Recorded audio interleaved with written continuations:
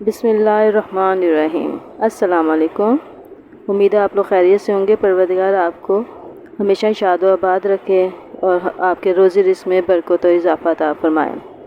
आपने beef korma, chicken korma और mutton korma तो ज़रूर खाए होंगे, लेकिन आज मैं आपको अपनी जो रेसिपी बताने लगी हूँ वो थोड़ी डिफरेंट है कि हम बीफ और कौरमा से हटकर भी कुछ चीज़ें बनाएं तो बच्चे शौक़ से खा लें।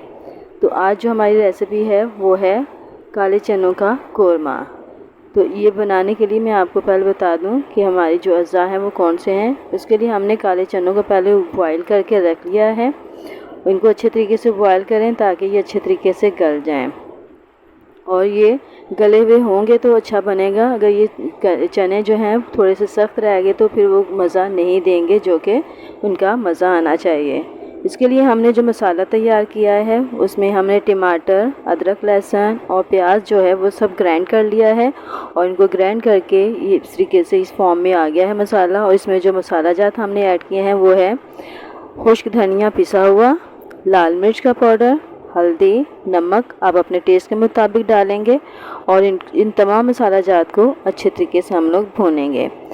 कुकिंग ऑयल जो है वो आप अपने ज़रूरत के मुताबिक डाल सकते हैं, लेकिन मैंने 1 कप जो है कुकिंग ऑयल डाला है क्योंकि इसमें तेल जो है ना वो ज़्यादा ही अच्छा लगता है। तो इस मसाले को अच्छी तरीके से देखें हम भून रहे हैं। मसाला अच्छा भुना होना चाहिए, और मसाला भूनने की यही पहचान होती है कि आपका मसाला जो है ना वो ऑयल अलग कर दे और ऑयल अलग नज़र आ रहा हो। अब मसाला भूनने के बाद हमने जो चने बॉयल करके रखे हुए थे वो इसमें ऐड किया है, और इन चनों को हम 10 से 15 मिनट तक भूनेंगे ताकि चने अच्छे तरीके से भुन जाएं और ये एक बेहतरीन लुक दें।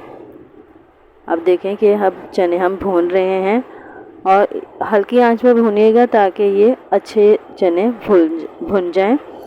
और फिर इसमें हम जो दूसरे मसाला जात ऐड करेंगे वो भी हम आपको साथ साथ बताएंगे। तो आप हमारी इस रेसिपी को ज़रूर ट्राई कीजिएगा। आप देखिएगा कि आपको ये कितने मज़ेदार लगेंगे, क्योंकि बच्चे गोश्त वगैरह और चिकन वगैरह से बहुत दूर भागते हैं तो वो ये चीज़ें नहीं खाते हैं। तो ये चीज़ें जो होती हैं ऐसी वो शौक़ से खा लेते हैं कि चलो थोड़ी चेंज है।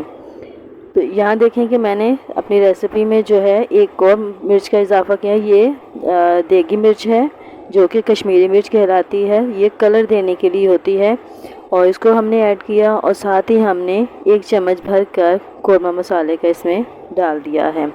कौरमा मसाले को इस वक्त हम इसलिए डाल रहे हैं थोड़ी देर भूनने के बाद कि ये इसका जो फ्लेवर है वो अच्छा आता है और इसकी खुशबू कायम रहती है।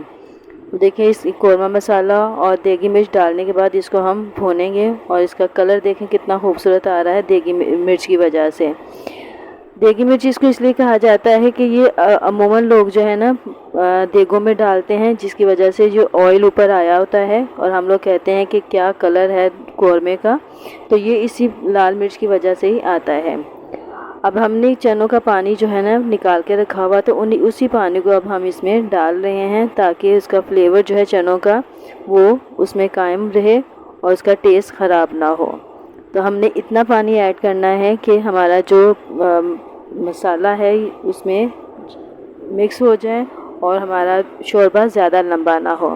अब देखें ये कौरमे वाला शोरबा जैसे होता है थिक सा, उस तरीके से बन गया है हमारा, और ये ऑलमोस्ट हमारा सालन जो है वो रेडी हो चुका है। अब इसको अब देखें कितनी खूबसूरत लुक आ रही है इस सालन की। आपको अगर हमारी ये रेसिपी पसंद आई हो तो इसको ज़रूर शेयर कीजिएगा, और हमारे चैनल को सब्सक्राइब कीजिएगा, और कमेंट ज़रूर दीजिएगा।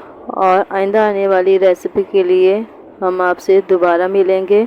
उस वक्त तक के लिए अब हमें इजाज़त दीजिए। अल्लाह हाफिज़।